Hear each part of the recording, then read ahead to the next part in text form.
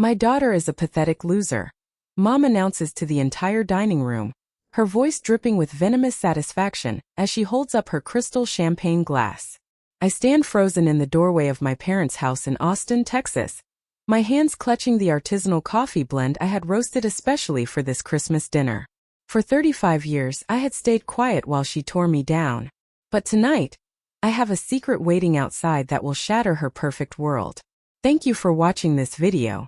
Before I take you back there, do me one small favor.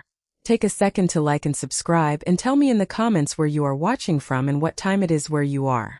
It helps more than you know. My name is Sloan, and I am 35 years old. I am the designated punching bag of my family. For as long as I can remember, my mother, Beatrice, ruled our household like a ruthless queen on a stolen throne, demanding absolute obedience and worship from everyone in her court. She was entirely obsessed with appearances, dedicating her entire existence to projecting an image of profound wealth and flawless high society elegance. If you did not fit into her perfectly curated aesthetic, you were not just a disappointment to her. You were prey, and I was always her favorite target. The golden child of our family was my younger sister, Daphne. Daphne was exactly what my mother wanted in a daughter. She was pliable, completely obsessed with status, and she married a wealthy banking executive when she was only 24 years old. Daphne lived in a sprawling estate in the suburbs, drove a luxury SUV, and spent her days attending country club luncheons. Mom paraded her around like a prize show pony, using Daphne's marriage as a shiny weapon to blind the rest of our relatives to the absolute dysfunction rotting inside our family. And then there was me. I refused to play the game. Instead of hunting for a rich husband at charity galas, I spent my 20s completely consumed by my only real passion: coffee. 5 years ago, I poured every single penny of my life savings into buying a failing rundown warehouse on the edge of the city. I worked 16-hour days hauling heavy burlap sacks of raw beans until my muscles screamed, standing over blazing hot machinery, and breathing in thick smoke to build dawn-awakening roasters from the ground up. My hands were rough, permanently calloused and stained. They were not the soft, manicured hands of a society wife. They were the hands of a woman who built her own empire. I was proud of them. My mother was utterly disgusted by my life. She never once visited my roastery. She never tasted a single drop of the coffee I spent thousands of hours perfecting. To her, I was just a filthy manual laborer who smelled like cheap roasted beans. At every family gathering, she would circle me like a predator playing with her food, waiting for the perfect moment to strike when the maximum number of relatives were watching. I learned to build an icy wall around my heart, sitting in profound silence while she mocked my income, my clothes, and my relationship status. She wanted me to break. I did not. But my mother had no idea that her favorite victim had finally laid a snare of her own. Little did she know, the woman she called a broke spinster was about to pull the rug completely out from under her manicured feet. It started 10 months before that fateful Christmas dinner. It was a stormy, quiet Tuesday morning at the roastery. The front door chimed and a man walked in. He was tall, dressed in a simple dark cashmere sweater, and he looked profoundly exhausted, carrying a weight on his shoulders that I immediately recognized. He ordered a black espresso. No sugar, no cream. When he took the first sip, his eyes closed and a deep, genuine sigh escaped his chest.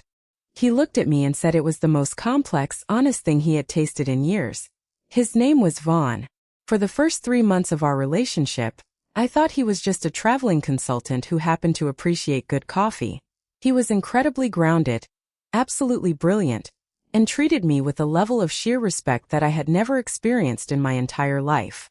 We spent hours talking about our dreams, our struggles, and the profound loneliness of building something from nothing.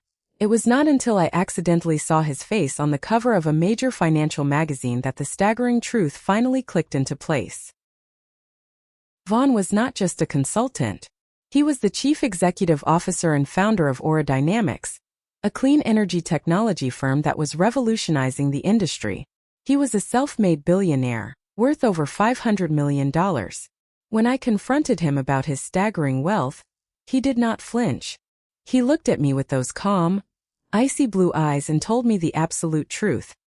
He hid his money because he was entirely surrounded by sycophants and gold diggers. He wanted someone to love him for the man he was in the dark, not the empire he commanded in the light. 2 weeks before Christmas, Vaughn got down on one knee in the middle of my dusty, bean-scented roastery and asked me to be his wife. I said yes with my whole heart. When I told him about the sheer psychological torture my mother inflicted on me every holiday, his jaw tightened. I begged him to stay away, terrified that her venom would somehow poison the beautiful thing we had built. But Vaughn absolutely refused. He told me that nobody gets to disrespect his future wife. We formulated a plan. I would arrive first, let my mother spring her trap, and then we would spring ours. We endure the abuse we think we deserve, right up until the exact moment we realize we hold the power to write our own worth. Which brings me back to the dining room in Austin, Texas. I am standing in the doorway. The entire extended family is seated around the massive oak table, their faces locked in expressions of pity and second-hand embarrassment. My mother is standing at the head of the table, her diamond necklace sparkling under the chandelier, her face twisted into a mask of sheer, narcissistic glee. "Look at your sister," Mom says, pointing her champagne glass at Daphne, who is sitting perfectly still, staring blankly at her untouched plate. Daphne is royalty. She has a real life. A real man. And you? You are 35 years old, you have absolutely nothing, and you smell like cheap labor. You are a pathetic loser, Sloane. A complete and utter disgrace to this family. The silence in the room is absolute. The trap is fully set. I do not cry. I do not look away. I feel a wave of icy calm wash over my entire body. I walk slowly to the table, gently place my bag of artisanal coffee on the expensive linen tablecloth, and I look my mother dead in the eyes. "I am not broke, Mom," I say, my voice completely steady and cold. "I own a business that employs 15 people and supplies the largest luxury hotel chain in the state of Texas. And I am not a loser." My mother scoffs, rolling her eyes with extreme exaggeration. "Oh please. You boil dirty water for a living. No successful man will ever want you." Right on cue, the heavy brass doorbell echoes through the silent house. My mother frowns, profoundly irritated that her grand performance has been interrupted. "Who on earth is that?"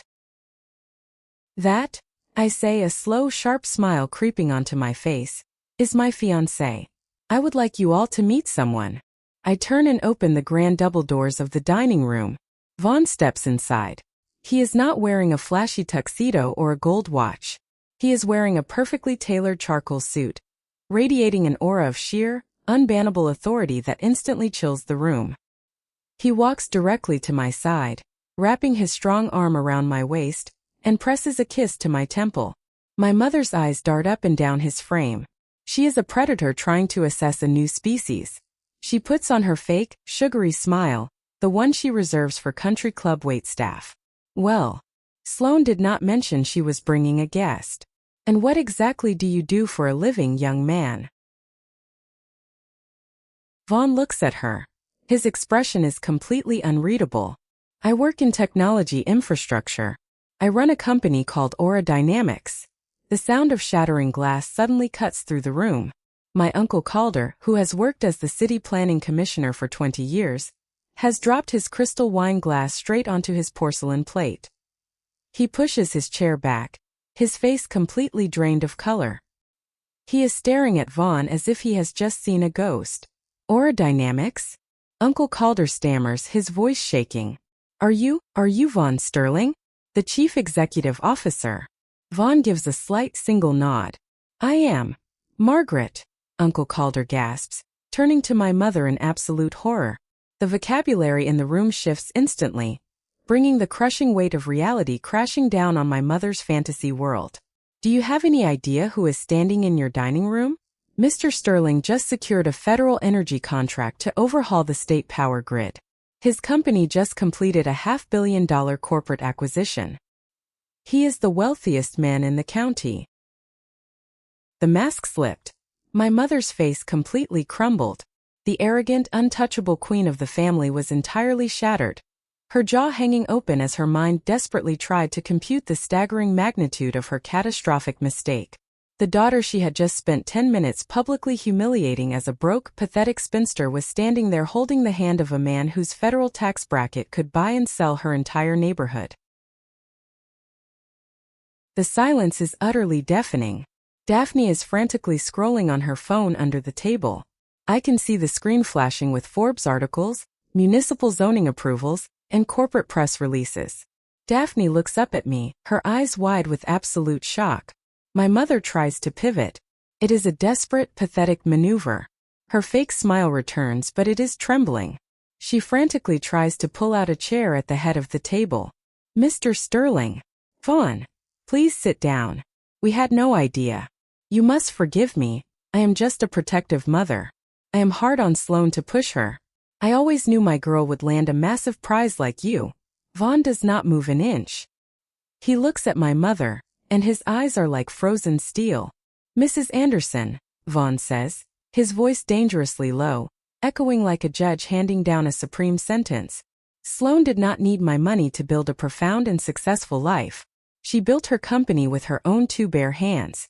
But from what I have witnessed in the last 5 minutes, you apparently need my corporate portfolio to simply respect your own daughter. That is an absolute disgrace. And I do not break bread with predators. My mother physically recoils, completely destroyed by the sheer blunt force of his words. She looks frantically around the table for an ally, for someone to defend her honor.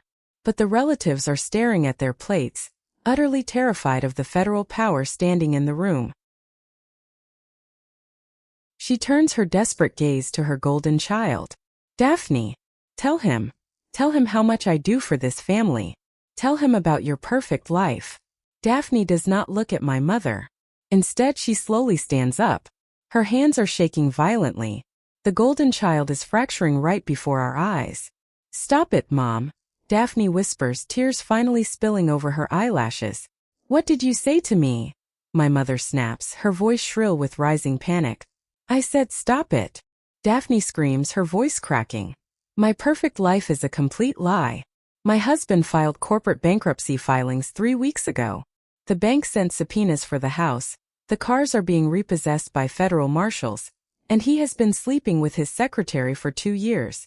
I am completely drowning in debt, and I have been secretly swallowing prescription antidepressants just to survive your impossible expectations.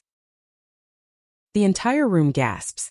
My mother grabs the edge of the table, her legs literally giving out as the staggering weight of the truth crushes her facade into absolute dust. You forced me into a miserable, fake existence. Daphne cries, looking directly at me. Sloane is the only one in this family who actually built something real. She is the only one who got out alive. I look at my mother. She is entirely broken.